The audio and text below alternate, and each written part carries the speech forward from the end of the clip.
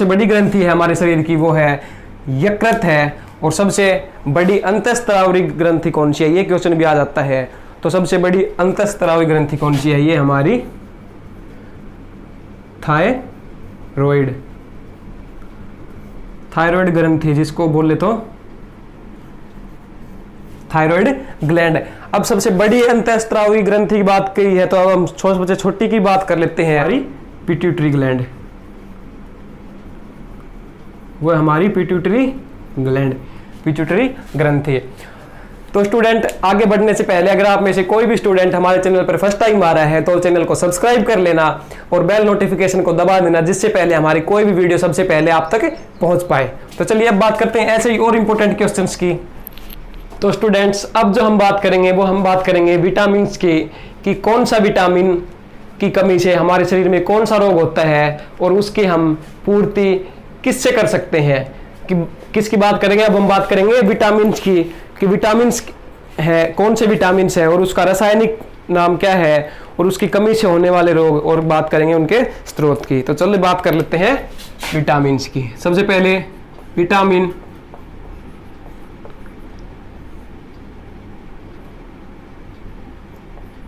Vitamin, इसके बाद इसका रासायनिक नाम क्या है, विटामिन, विटामिन के बाद इसका रासायनिक नाम, रासायनिक नाम, रासायनिक नाम के बाद हम बात करेंगे होने वाले इससे रोग, रोग की बात, और फिर बात करेंगे एंड में इसके स्रोत की, कि किससे बात करते हैं। तो चलिए स्टूडेंट्स, बिना समय खराब किए हम स्टार्ट करते हैं। सबसे पहला विटामिन है विटामिन ए। सबसे पहला जो विटामिन हमारा वो है हमारा विटामिन ए। अब बात आती है विटामिन ए के रासायनिक नाम की। तो इसका रासायनिक नाम है वो है हमारा रेटिनॉल। कौन, क्या नाम है इसका, जो रासायनिक नाम है वो इसका नाम है रेटिनॉल।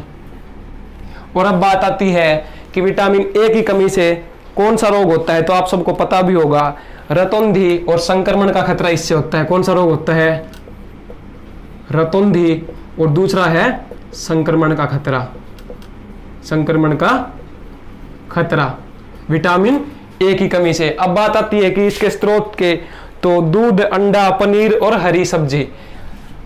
क्या क्या है इसके स्रोत, दूध है, एग, अंडे हैं, हरी सब्जियां हैं, हरी सब्जियां हैं। तो ये है विटामिन ए का रासायनिक नाम, इससे होने वाले रोग और इसके स्रोत कौन से हैं।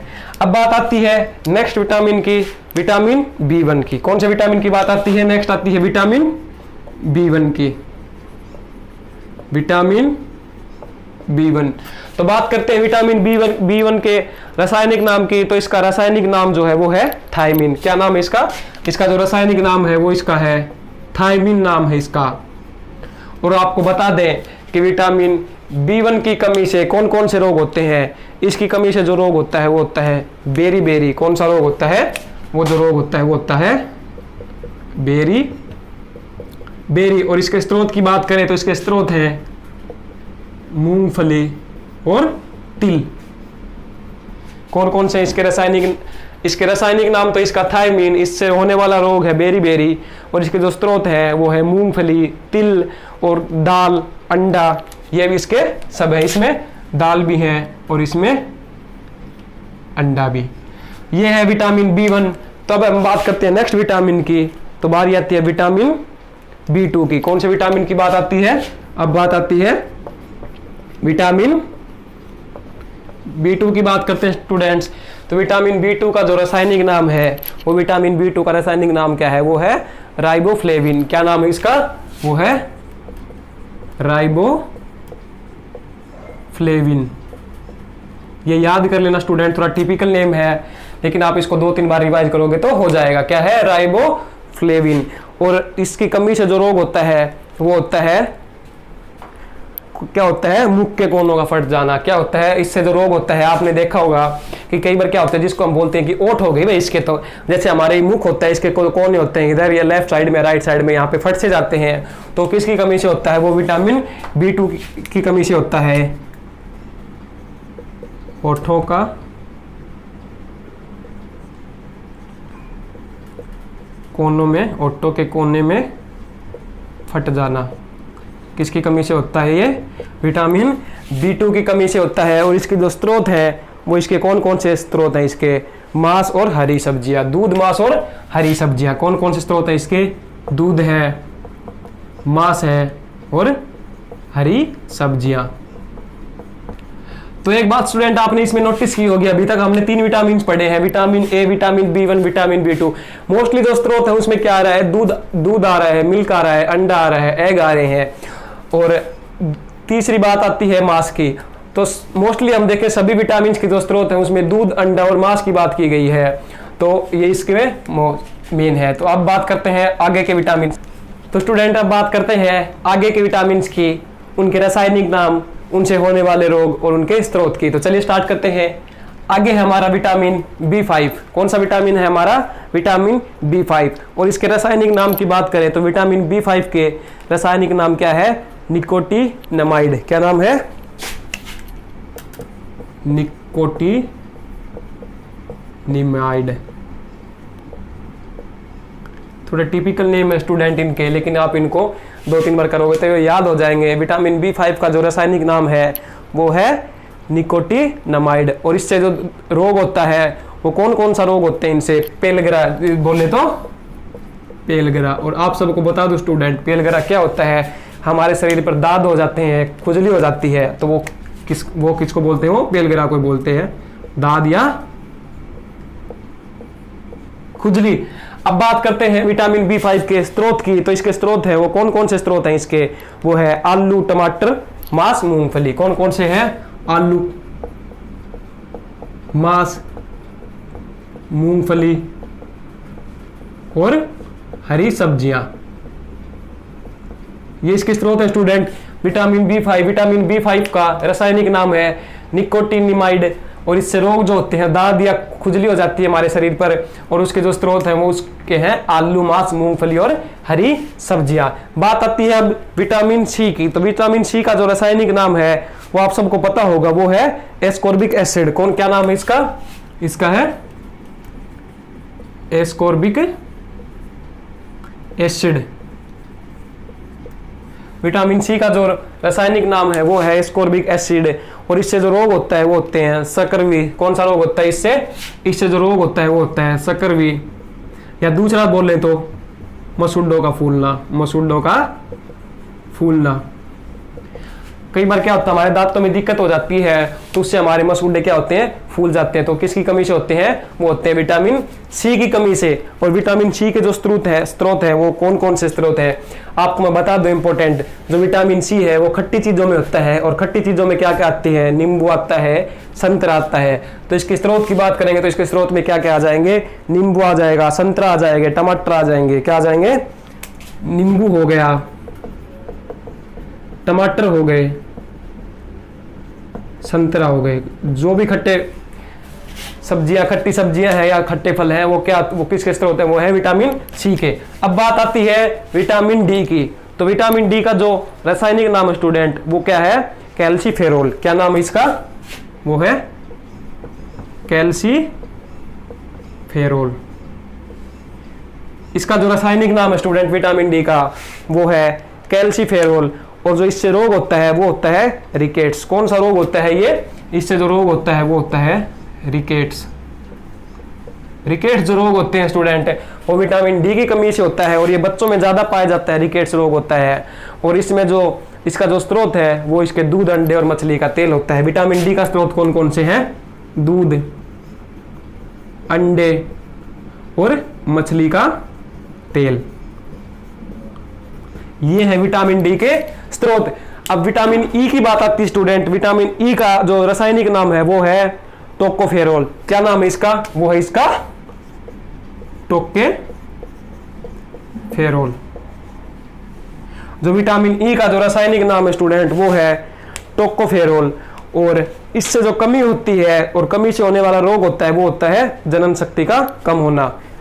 कौन सा रोग होता है? इससे होता है जनन शक्ति का कम होना स्टूडेंट, जनन शक्ति का कम होना। और बात करें इसके स्रोत की तो इसके स्रोत भी वही है। इसके स्रोत दूध, मक्खन, कौन कौन से इसके स्रोत हो जाएंगे, इसके स्रोत भी हो जाएंगे, दूध हो जाएगा, मक्खन हो जाएगा, और वो हो जाएंगी हरी सब्जियां। अब हम बात करेंगे लास्ट विटामिन की, जो हमारा इंपॉर्टेंट विटामिन है, और वो कौन सा विटामिन है, वो है विटामिन के। अब एक विटामिन बच गया हमारा, और उसकी भी बात कर लेते हैं हम, विटामिन के की। तो चलिए स्टूडेंट अब बात करते हैं हम विटामिन के की। तो विटामिन के की बात कर लेते हैं। तो सबसे पहले आता है विटामिन के का रासायनिक नाम क्या है। तो इसका जो रासायनिक नाम है वो है फिलोक्विनोन। क्या नाम है इसका, इसका जो रासायनिक नाम है वो है फ्लिकिनोन। विटामिन के का जो रासायनिक नाम है स्टूडेंट वो है फिलोक्विनोन। क्या है, ये है फिलोक्विनोन, ये इसका रासायनिक नाम है स्टूडेंट, किसका, विटामिन के का। और विटामिन के से जो रोग होता है वो क्या होता है, ये होता है, आप सबको पता होगा, रक्त का थक्का न जमना, रक्त का थक्का न जमना, ये होता है। और अब इसकी बात करें विटामिन के स्रोत की, तो इसके जो स्रोत होते हैं वो सिर्फ दो ही है स्टूडेंट, वो है एक तो टमाटर और दूसरा है हरी सब्जियां। तो स्टूडेंट ये थे हमारे मोस्ट इंपोर्टेंट विटामिन और उनके रासायनिक नाम। एग्जाम में विटामिन के रासायनिक नाम भी पूछे जाते हैं, आजकल एग्जाम हो रहे हैं HSSC के या SSC के या कोई भी एग्जाम है, उनमें विटामिन के रासायनिक नाम पूछे जाते हैं, उनसे होने वाले रोग पूछे जाते हैं और उनके स्रोत भी पूछे जाते हैं। तो ये थे विटामिन।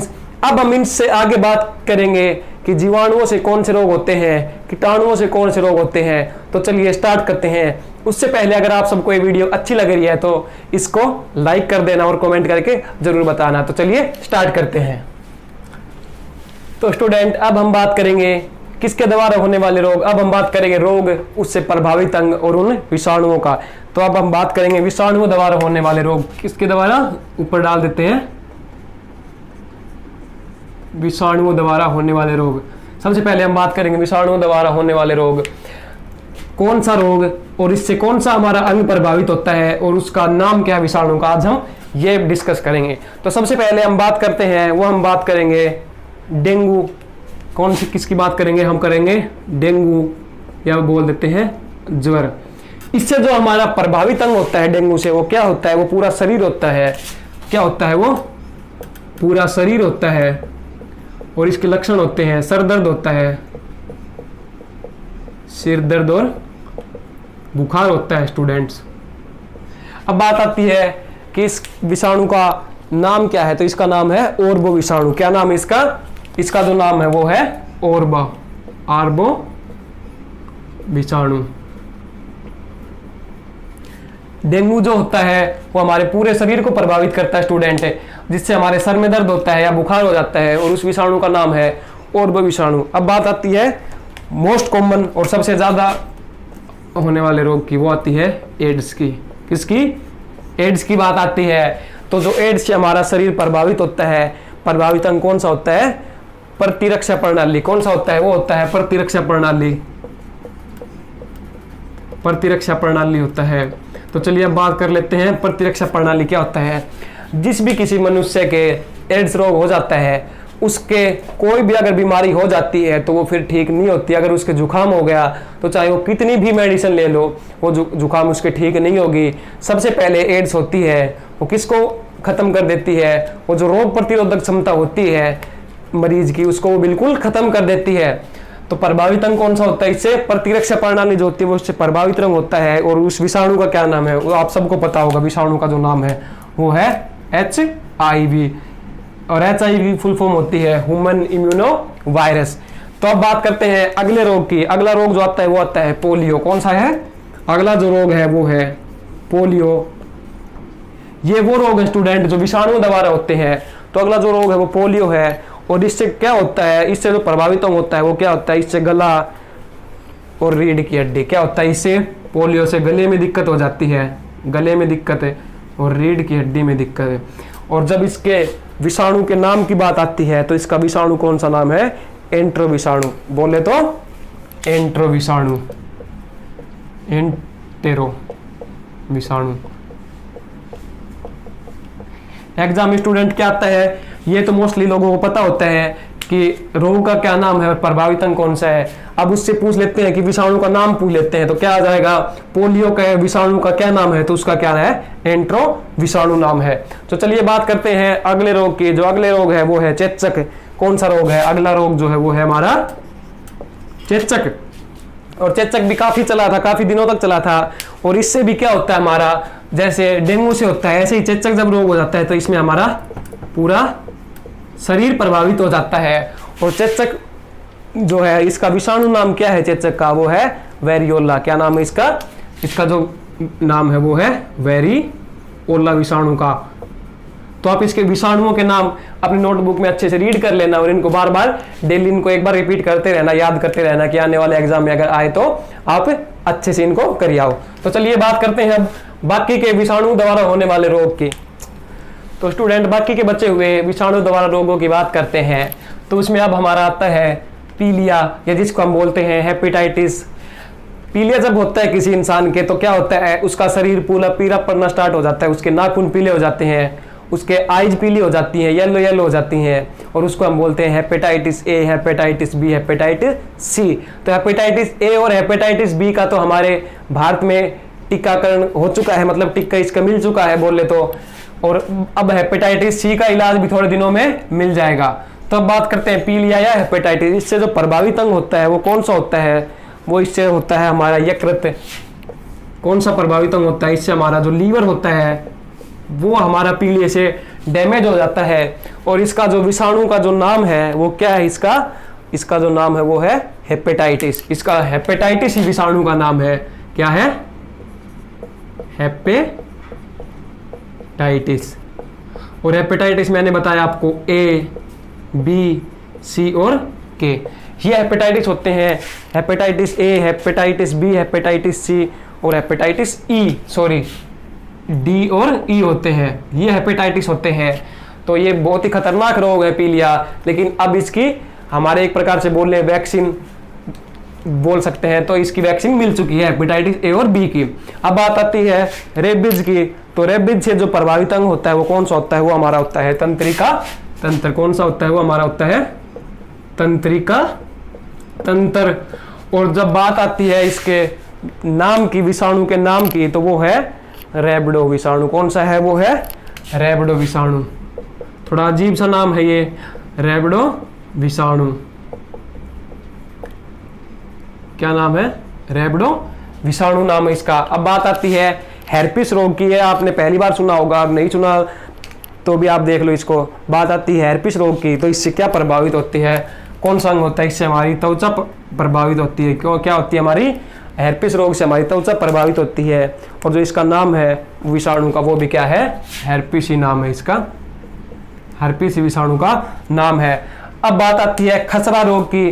तो मोस्टली आप लोगों ने सुना होगा, बोल देते हैं गाँव में कि उसके तो खसरा रोग हो रखा है भाई, उस बुड्ढे के तो खसरा रोग हो रखा है। तो खसरा रोग जो होता है मोस्टली क्या होता है, बुजुर्गों में ज्यादा होता है। और जो खसरा होता है उससे क्या प्रभावित होता है, उससे भी हमारा संपूर्ण शरीर क्या होता है, हमारा संपूर्ण शरीर इससे प्रभावित होते हैं स्टूडेंट्स। और अब बात आती है इसके विषाणु के नाम की। तो इसके विषाणु का नाम है वो है पैरामकिस्सो विषाणु। क्या नाम है, थोड़ा अजीब है ये भी, क्या है, पैरामकिस्सो विषाणु। तो इसके आपको बस मेनली यही है विषाणु है जो इनके वही थोड़े टिपिकल है, तो आप इनको विषाणु को याद कर लेना, विषाणुओं का नाम यही एग्जाम में पूछे जाएंगे, यही एग्जाम में पूछे जाएंगे स्टूडेंट। अब हमने बात कर ली विषाणुओं से होने वाले रोग, और अब हम इससे आगे बात करेंगे जीवाणुओं से होने वाले रोग। ये तो था विषाणुओं से होने वाले रोग स्टूडेंट, जो हमने बात की, आप इनको अच्छे से देख लेना, अच्छे से याद कर लेना। अब हम बात करेंगे जीवाणुओं से होने वाले रोग और उनसे प्रभावित अंग और उन जीवाणुओं का नाम। तो चलिए स्टार्ट करते हैं। तो स्टूडेंट हमने पढ़ा था, पहले तो हमने जो पढ़ा था वो क्या पढ़ा था, हमने विषाणुओं द्वारा रोग पढ़े थे। पहले हमने पढ़े थे विषाणुओं, और अब हम बात करेंगे जीवाणुओं द्वारा होने वाले रोग। तो सबसे पहले बात आती है टिटनेस रोग की। सबसे पहले आती है टिटनेस जो रोग होता है। कई बार क्या होता है, जैसे हम खेल रहे होते हैं या कुछ काम कर रहे होते हैं तो हमारे लोहे की लग जाती है, तो हम सबसे पहले क्या करते हैं, डॉक्टर के पास जाते हैं और उसको बोलते हैं कि हमारे टिटनेस का इंजेक्शन लगा दो। तो ये भी एक रोग है, और इससे जो टिटनेस हो जाता है, इससे हमारा जो प्रभावित अंग होता है वो क्या होता है, हमारा तंत्रिका तंत्र जो होता है हमारा, इससे तंत्रिका तंत्र जो होता है वो हमारा इससे प्रभावित होता है हमारा अंग। और इसका जो विषाणु के नाम है वो क्या है, इसका विषाणु जीवाणु का नाम सॉरी वो इसका टिटेनी। क्या नाम है इसका? टिटेनी जो नाम है इसका विषाणु का वो है टिटेनी, इसलिए इसको बोलते हैं टिटनस। क्या बोलते हैं इसको? टिटनस। अब बात आती है हैजा रोग की। हैजा में कौन सा हमारा जो तंत्रिक का प्रभाव होता है वो होती है हमारी आंत जो होती है। हैजा रोग होने के बाद हमारी आंतें जो होती हैं वो सिकुड़ जाती हैं, इससे हमारी आंतें प्रभावित होती हैं स्टूडेंट। अब बात आती है इसके विषाणु के नाम की। तो जो हैजा का विषाणु नाम है वो है विब्रियो कालेरी। क्या है? विब्रियो कालेरी। ये इसके विषाणु सॉरी जीवाणु, विषाणु नहीं जीवाणु, ये है जीवाणु। तो ये इसके जीवाणु का क्या नाम है? Vibrio cholerae. तो ये थोड़े टिपिकल है, इनके जीवाणुओं के नाम आप याद कर लेना। इसके बाद आती है टाइफाइड की। तो टाइफाइड में भी हमारा क्या होता है स्टूडेंट, जैसे हैजा में होता है ऐसे ही टाइफाइड में हमारी क्या होती है, आंत जो हमारी आंत है शरीर की वो हमारी इससे प्रभावित होती हैं। और इस टाइफाइड का जो जीवाणु का जो नाम है वो है साल्मोनेला। क्या नाम है इसका? साल्मोनेला। साल्मोनेला। आप इनको स्टूडेंट अच्छे से याद कर लेना, थोड़ा टिपिकल नेम है मेरे को पता है, लेकिन आप इनको अगर 2-3 बार रिवाइज करोगे ना, विषाणुओं के जीवाणुओं के इनसे कौन सा अंग प्रभावित होता है या इनके नाम क्या है, तो आप इनको अच्छे से 2-3 बार अगर रिवाइज करोगे तो आपके माइंड में सेट हो जाएंगे अच्छे से। अब बात आती है प्लेग रोग की। तो जो प्लेग रोग होता है उसमें हमारे क्या होते हैं, इसमें हमारे फेफड़े प्रभावित होते हैं। क्या होते हैं? हमारे फेफड़े प्रभावित। जैसे कोरोना कोविड-19 से भी हमारे फेफड़े प्रभावित होते हैं। और आप सबको पता होगा अगर हमारे फेफड़े प्रभावित हैं तो हमें सांस लेने में दिक्कत हो जाती है, हमें खांसी आती है, हमारा गला सूखने लगता है। तो किस कारण से होता है? ये फेफड़े प्रभावित अंग होता है। और अब बात आती है प्लेग के जीवाणु के नाम की। तो इसका जो वो है अर्सिनिया। क्या नाम है? अर्सिनिया जो नाम है इसके जीवाणु का नाम है। अब बात आती है निमोनिया की। ये भी एक आम सी बीमारी है। तो निमोनिया में हमारा क्या होता है? निमोनिया में भी हमारे फेफड़े प्रभावित होती है। और ये मोस्टली निमोनिया की जो बीमारी होती है ये बच्चों में ज्यादा देखी जाती है कि बच्चा पैदा हुआ और उसके बोल देते हैं कि उसके निमोनिया हो गया। निमोनिया में क्या बोलते हैं, उसके सर्द गर्म हो जाती है, और सर्द गर्म होती है तो उससे क्या हो जाता है, फेफड़े जाम हो जाते हैं, उसके फेफड़ों में दिक्कत हो जाती है जिससे उसको सांस लेने में दिक्कत होती है। और निमोनिया का जो जीवाणु का जो नाम है वो क्या नाम है इसका, वो है स्ट्रेप्टोकोकस। क्या है? स्ट्रेप्टोकोकस। क्या नाम है? स्ट्रेप्टोकोकस। ये इस जीवाणु का नाम है। तो आप एक बार इनको देख लो और अपनी नोटबुक में अच्छे से नोट कर लो। फिर से रिपीट कर देते हैं एक बार। जीवाणु द्वारा होने वाले रोग, पहला आता है टिटनेस, और जो इससे प्रभावित होता है वो हमारा तंत्रिका तंत्र। तंत्रिका तंत्र का मतलब हमारे शरीर का पूरा जो है तंत्रिका तंत्र, सांस लेने के जो हमारा है वो हमारा प्रभावित हो जाता है। और जो उसके जीवाणु का नाम है वो है टिटेनी। इसके बाद आता है हैजा रोग। हैजा रोग होने से क्या होता है, हमारी आंत प्रभावित होती है और इसका जो जीवाणु का नाम है वो है विब्रियो कोलेरी। उसके बाद बात आती है टाइफाइड रोग की। तो टाइफाइड जो रोग होता है उससे क्या होता है, हमारी आंत प्रभावित होती है और उसके जो जीवाणु का नाम है वो है साल्मोनेला। इसके बाद आती है प्लेग रोग की। तो प्लेग से हमारे फेफड़े प्रभावित होती हैं और उसका जो जीवाणु का नाम है वो है अर्सिनिया। इसके बाद आती है निमोनिया की। निमोनिया से भी हमारे फेफड़े प्रभावित होते हैं और इसका जो रसायन जीवाणु का नाम है वो है स्ट्रेप्टोकोकस। तो बात करते हैं ऐसे ही 3-4 और जीवाणुओं के नाम और उनसे होने वाले रोग। तो स्टूडेंट बात करते हैं बाकी के बचे हुए जीवाणुओं के रोग और उनसे प्रभावित अंग और उनके नाम। तो अब बात आती है टीबी की। किसकी बात आती है? अब आती है टीबी की, जिसको हम क्षय रोग भी बोलते हैं। इसको हम क्या बोलते हैं? इसको हम क्षय रोग भी बोलते हैं। और इससे जो हमारा टीबी होने के बाद जो हमारा प्रभावित अंग होता है वो टीबी से कौन सा होता है, वो हमारे फेफड़े ही होते हैं। क्या होते हैं? हमारे फेफड़े इससे प्रभावित होते हैं। और टीबी होने के बाद क्या होता है कि हम जब खांसते हैं मतलब तो उसमें ब्लड आना स्टार्ट हो जाता है। और इसका जो जीवाणु का नाम है, टीबी के जीवाणु का क्या नाम है, वो इसका थोड़ा हार्ड नाम है। इसका है माइक्रोबैक्टीरियम। क्या नाम है इसका? माइक्रोबैक्टीरियम। माइक्रोबैक्टीरियम, ये इसका जीवाणु का नाम है। इसके बाद आता है काली खांसी, तो ये भी जीवाणु के द्वारा होता है, और इसमें काली खांसी में हमारा क्या होता है, श्वसन जो अंग होता है हमारा, सांस लेने का जो अंग, श्वसन तंत्र लगा लो, श्वसन अंग लगा लो, श्वसन तंत्र इससे प्रभावित होता है काली खांसी होने के बाद। और इसका जो नाम है वो क्या नाम है इसका, बोर्डीटिला, क्या नाम है इसका, वो है इसका बोर्डीटिला। जो इस जीवाणु का नाम है वो इस जीवाणु का नाम है बोर्डीटिला। और अब बात आती है कुष्ठ रोग की, तो इसमें हमारा त्वचा और तंत्रिका तंत्र प्रभावित होता है। एक तो हमारी त्वचा प्रभावित होती है और दूसरा हमारा तंत्रिका तंत्र प्रभावित होता है। क्या होता है, एक तो त्वचा प्रभावित होती है और एक हमारा तंत्रिका तंत्र प्रभावित होता है। और इसका जो नाम है वो है माइक्रोबैक्टीरियल लेप्री। क्या है, माइक्रोबैक्टीरियल, तो यही है, और इसके पीछे लगेगा 33।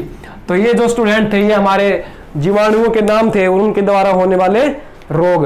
अब हम बात करेंगे परिजीवियों की। हमने क्या बात की, हमने जीवाणुओं की बात कर ली, अब हम बात करेंगे परिजीवियों द्वारा होने वाले रोग। कौन कौन से रोग हैं, उनसे प्रभावित अंग कौन कौन से हैं और उनके नाम क्या है। तो चलिए आगे बढ़ते हैं।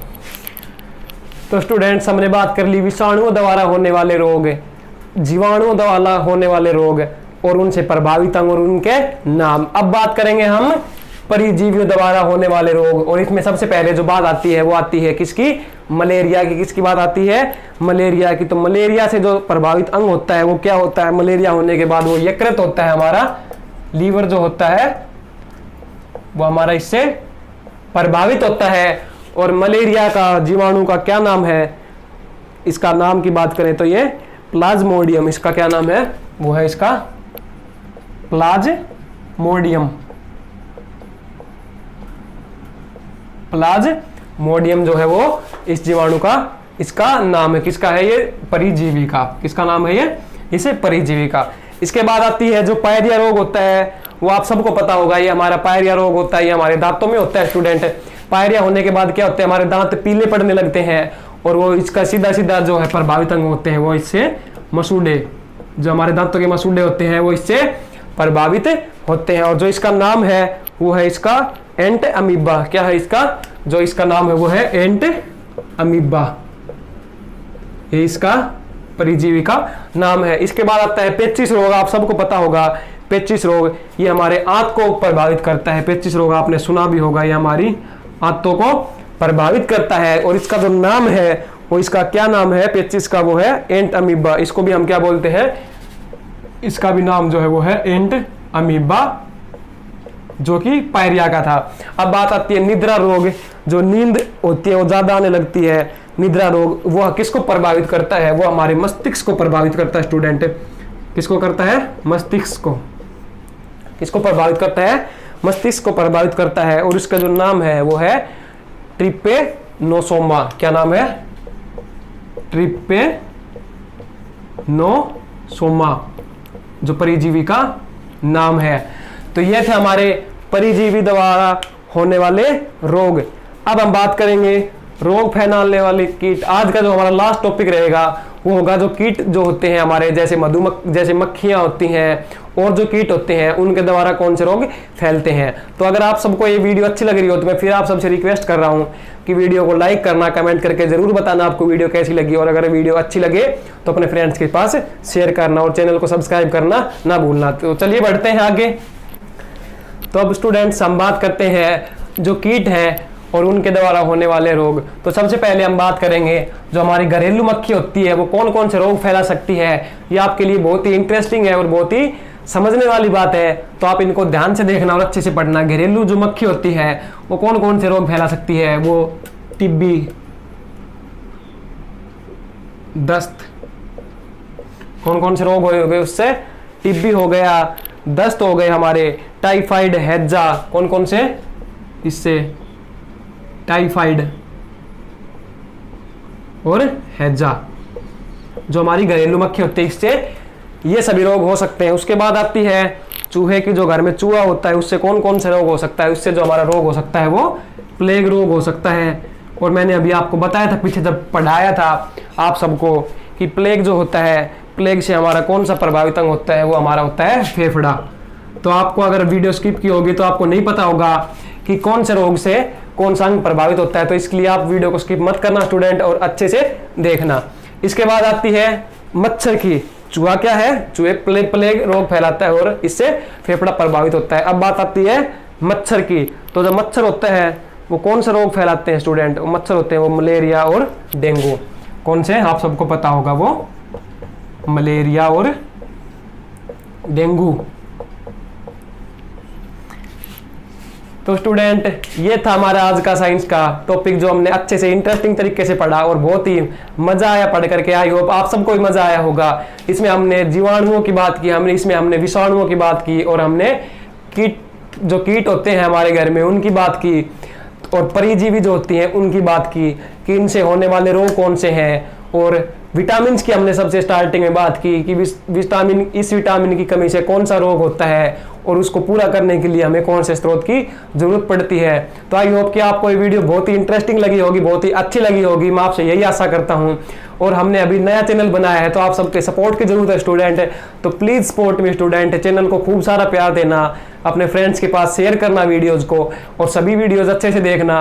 आपको जीके की वीडियो, आपको मैथ्स की वीडियोज, आपको बेसिक इन्फॉर्मेशन, आपको हरियाणा जीके, सभी की वीडियो का लिंक आपको इस वीडियो के नीचे लिंक डिस्क्रिप्शन में मिल जाएगा स्टूडेंट। और साथ ही आप हमारे टेलीग्राम और व्हाट्सएप ग्रुप से भी जुड़ सकते हैं, उसका भी लिंक आपको वीडियो के नीचे डिस्क्रिप्शन में मिल जाएगा। तो थैंक यू स्टूडेंट्स। फाइनली यही बोलूंगा, आप सब ऐसे ही सपोर्ट करते रहें और सभी वीडियोज बिना स्किप किए एंड तक जरूर देखना। आपको बहुत मजा आएगा और बहुत सारी जानकारियां मिलेंगी आने वाले एग्जाम्स के लिए। एसएससी का एग्जाम हो या एचएसएससी का एग्जाम हो या एसएससी सीजीएल हो, सीएचएसएल हो, कोई भी एग्जाम हो या बैंक की तैयारी कर रहे हो आप, तो उसमें भी मैथ्स आती है तो उसके हमारे टॉपिक पढ़ा रखे हैं, टाइम एंड वर्क का, रेशियो एंड प्रोपोर्शन का। तो आप अच्छे से उनको जा करके देखना। अब वो ऐसे इस तरीके से पढ़ा रखे हैं कि आप उससे बोर भी नहीं होगे, हंसते हंसते उनको पढ़ोगे। तो आप देखना, उसका जो हमने थंबनेल भी लगा रखा है वो भी यही लगा रखा है कि अब बिना बोर हुए हंसते हंसते टाइम एंड वर्क पढ़िए। तो ऐसे ही हमारे बाकी के टॉपिक्स भी हैं, जा करके आप सभी को देखना। तो अच्छे से आप सपोर्ट करना स्टूडेंट। लास्ट में मैं यही बोलूंगा, थैंक यू स्टूडेंट्स।